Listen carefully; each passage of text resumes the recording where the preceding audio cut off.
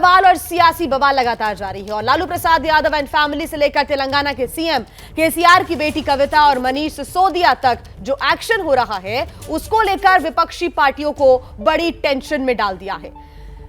आज लालू परिवार पर जांच एजेंसियों का फंदा और कस गया है। लैंड फॉर जॉब स्कैम में कल ईडी ने लालू एंड फैमिली और करीबियों के 20 ठिकानों पर रेड मारी थी, तो आज सीबीआई ने तेजस्वी यादव को समन थामा। तो वहीं सीबीआई जिसने मनीष सिसोदिया को जेल पहुंचाया और सिसोदिया शराब घोटाले में ईडी के शिकंजे में भी हैं और अगला नंबर तेलंगाना के सीएम केसीआर की बेटी यानी कि के कविता का हो सकता है, जिनसे आज ईडी सुबह 11 बजे से लगातार पूछताछ कर रही है। पूछताछ अभी भी जारी है।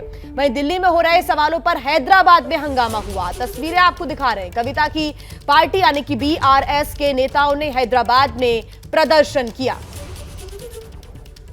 बात कर लेते हैं लालू यादव एंड फैमिली पर कसते जांच के फंदे की। जी हां, सीबीआई ने लैंड फॉर जॉब स्कैम में आज तेजस्वी यादव को समन जारी किया था, लेकिन तेजस्वी यादव पूछताछ के लिए पेश नहीं हुए। उसके पीछे की वजह बताई गई पत्नी की तबीयत ठीक नहीं होना, जो प्रेग्नेंट है।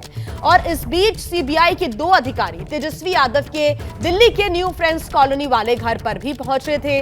वहां उन्होंने तेजस्वी यादव के बारे में गार्ड से पूछा, लेकिन गार्ड ने कहा कि वो घर पर नहीं है। इसके बाद कुछ देर तक सीबीआई के दोनों अफसरों ने कुछ देर तक उनका इंतजार किया और उसके बाद वो वहां से वापस चले गए।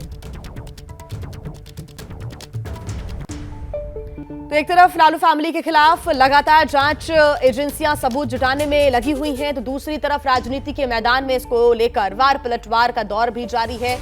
आज नीतीश ने चुप्पी तोड़ी, तो वहीं बचकर ही बचाव करते हुए वो बीजेपी, उन्होंने कहा कि बीजेपी कह रही है कि नीतीश की पार्टी ने ही लालू के खिलाफ केस बनाया था और अब नीतीश पलट रहे हैं। बीजेपी की तरफ से भी बयान आया सामने, तो वहीं नीतीश कुमार ने भी चुप्पी तोड़ते हुए बयान दिया। क्या कर रहा है तो न जाने, ये सब तो पहले भी किया है, तो कोई इशू है मेरी समझ से कोई खास क्या आपको लगता है ये मिसयूज है सीबीआई और ईडी का? अब आप बताइए ना, तो हम आपको बता दिए 17 में हुआ था, फिर क्या हुआ? अब 5 साल के बाद फिर हो रहा है और सब कुछ हो गया था, क्या हुआ?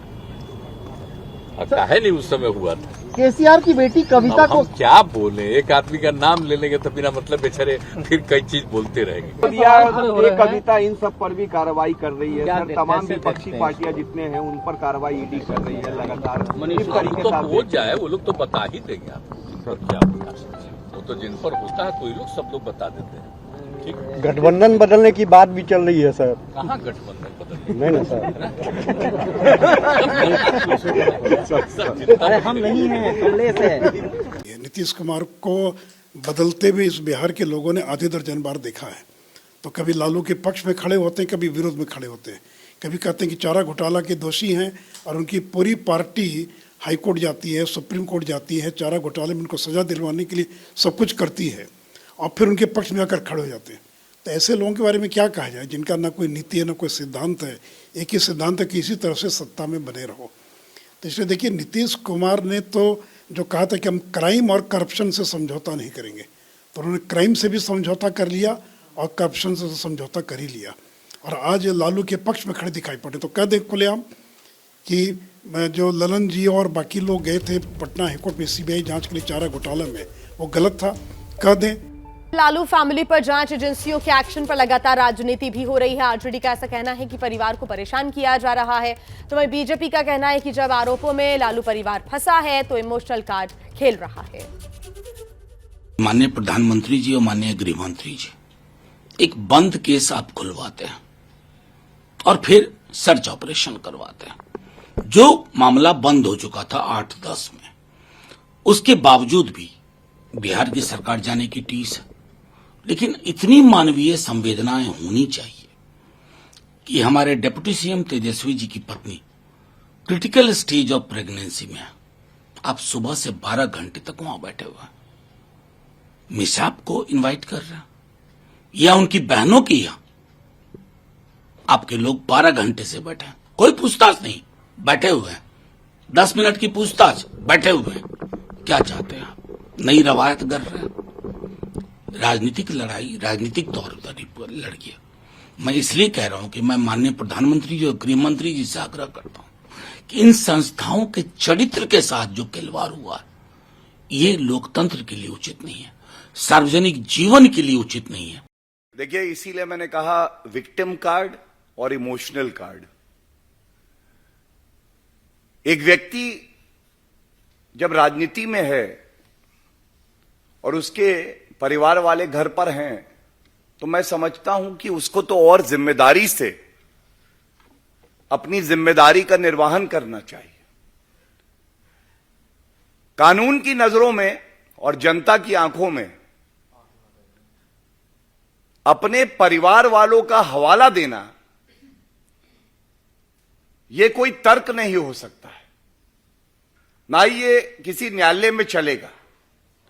और परिवार के जब सदस्य खुद भ्रष्टाचार के आरोप में लिप्त हों, लालू प्रसाद यादव, राबड़ी देवी, तेजस्वी यादव जी की बहन मीसा भारती, तो क्या जांच एजेंसियां अपना काम नहीं करेंगी?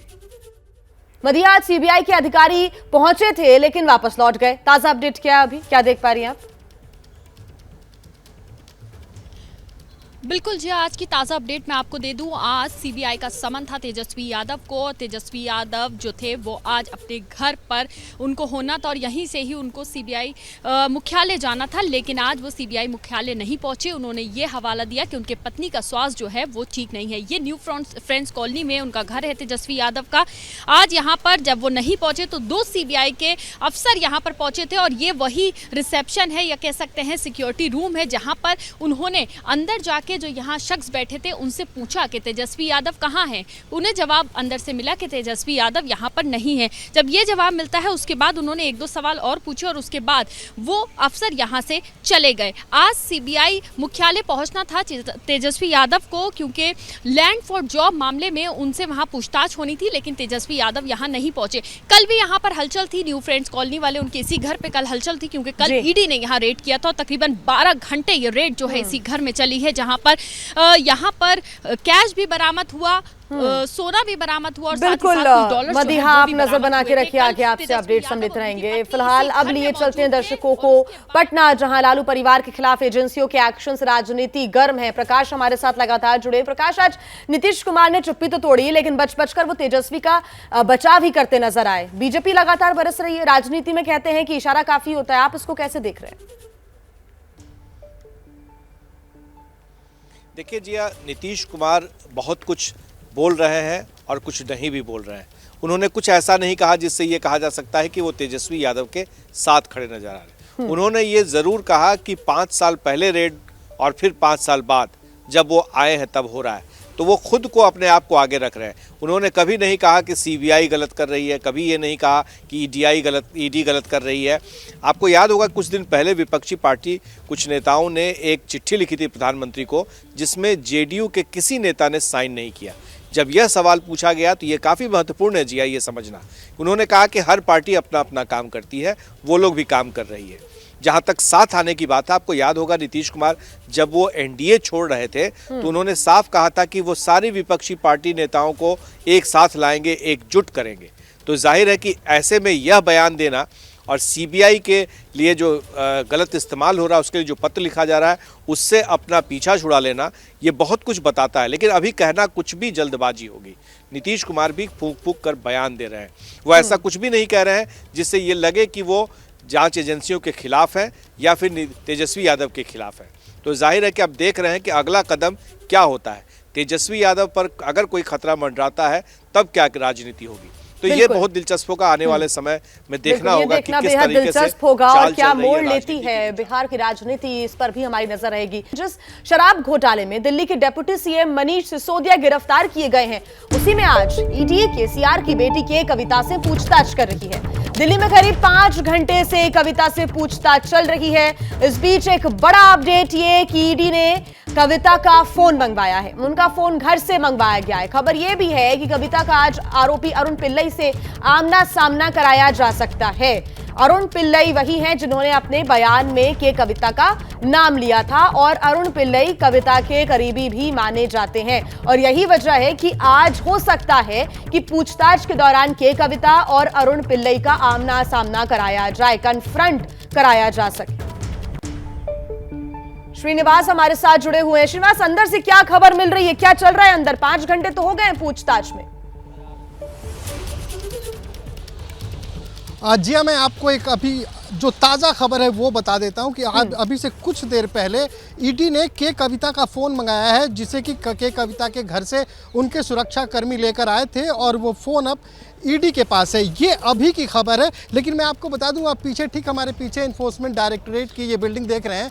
यहाँ पे तकरीबन 5 घंटे से लगातार के कविता से पूछताछ चल रही है और सबसे बड़ी बात यह है कि कल जब ईडी ने मनीष सिसोदिया के केस में, आपको याद होगा, उस वक्त ये कहा था कि तकरीबन 7 लोगों के साथ इन तमाम लोगों की पूछताछ करनी है। तो आज इस बिल्डिंग में के कविता तो मौजूद ही हैं, साथ में मनीष सिसोदिया की भी कस्टडी ली गई है, वो भी यही मौजूद हैं और 13 तारीख तक अरुण रामचंद्रन पिल्लई, जिसे साउथ कार्टेल का मेन माना जाता है, वो भी ईडी की कस्टडी में है और अरुण पिल्लई भी यही मौजूद है। जो अभी तक खबर आ रही है उसके अनुसार ये बताया जा रहा है कि अरुण पिल्लई ने जो अपने बयान दिए हैं ईडी के सामने, उन तमाम बयानों के ऊपर से के कविता से पूछताछ की जा रही है, लेकिन लगातार 5 घंटे से बिल्कुल, और यही वजह है कि संभव ये भी माना जा रहा है कि के कविता अरुण पिल्लई को आमने सामने बिठाकर भी पूछताछ हो सकती है। श्रीनिवास, आप नजर बना के रखिए, आगे आपसे अपडेट्स हम लेंगे। क्या मजबूरी है मेरी, बताइए।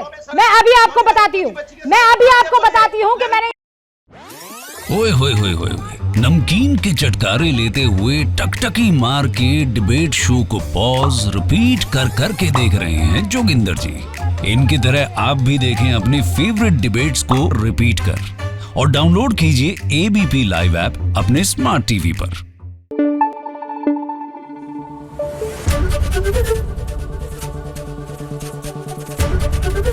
एबीपी न्यूज आपको रखे आगे।